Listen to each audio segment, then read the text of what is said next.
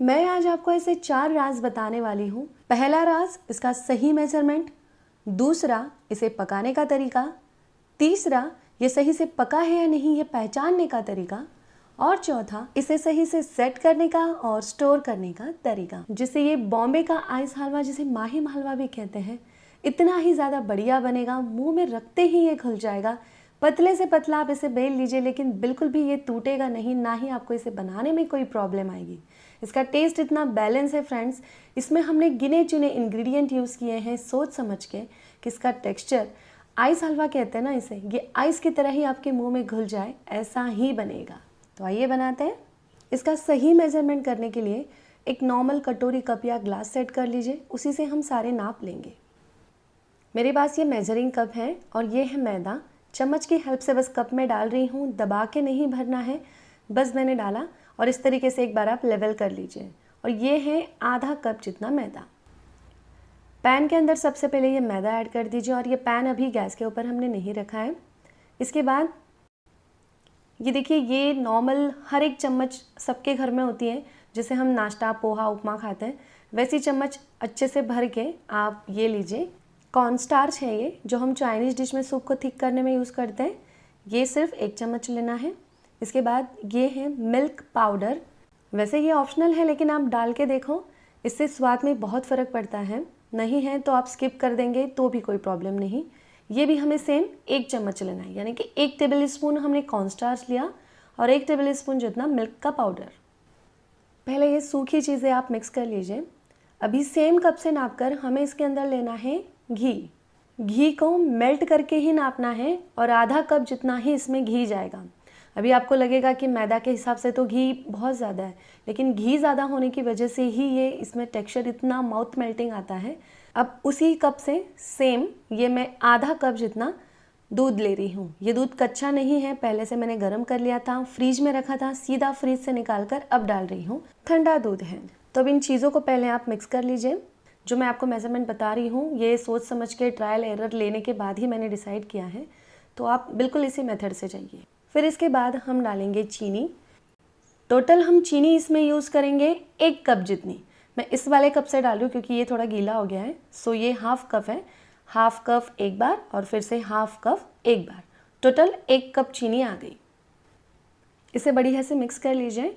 और अब ये जो मैं डाल रही हूँ ना, ये है 1 टेबल स्पून जितने ताज़े दूध के ऊपर की मलाई।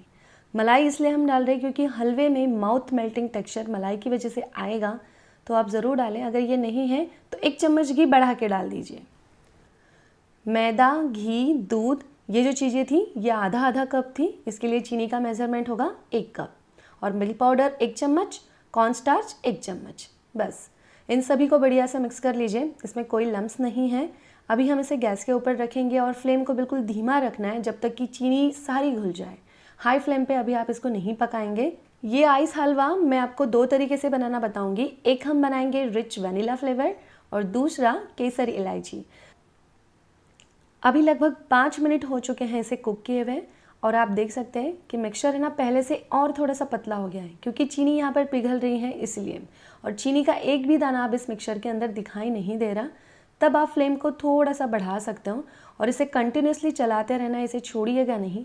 और धीरे धीरे आप देखेंगे कि ये थोड़ा सा गाढ़ा होना शुरू हो जाएगा।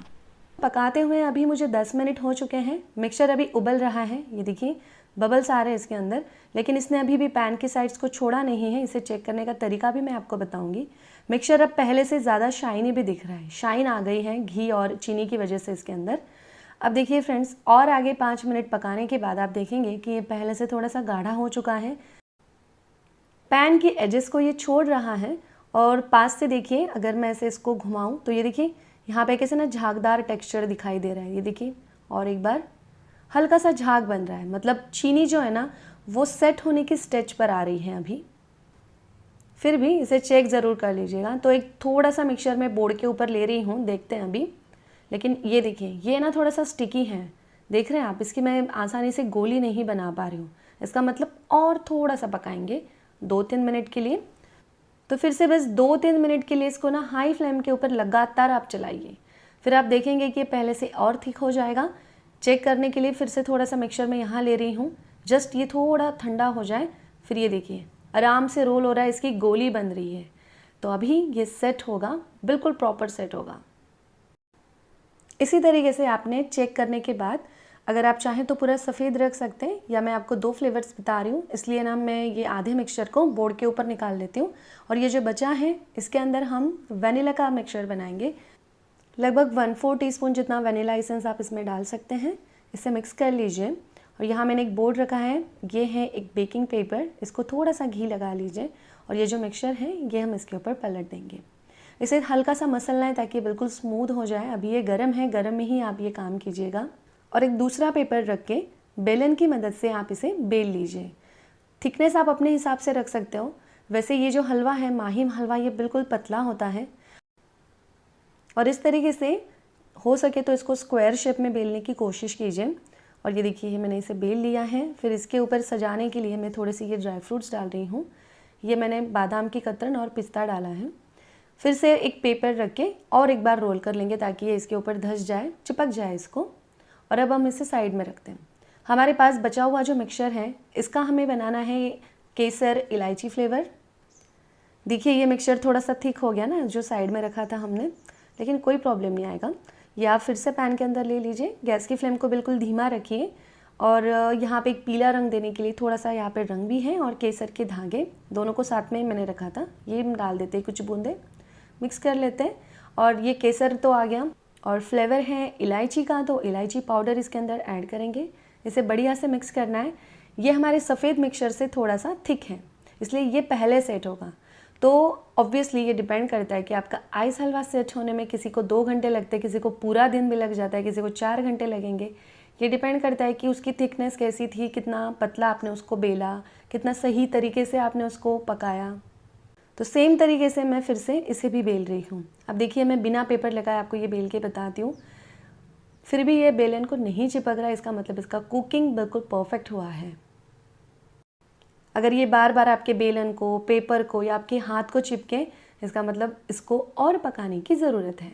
तो अभी आपने देखा, आराम से अगर हम इसे बेलन से बेल पाते हैं तो इसका कुकिंग बिल्कुल सही है। और मैं तो यही कहूँगी कि जैसा थिकनेस मैंने येलो का रखा था ना, आप वैसा रखो, ये थोड़ा सा जल्दी सेट होता है।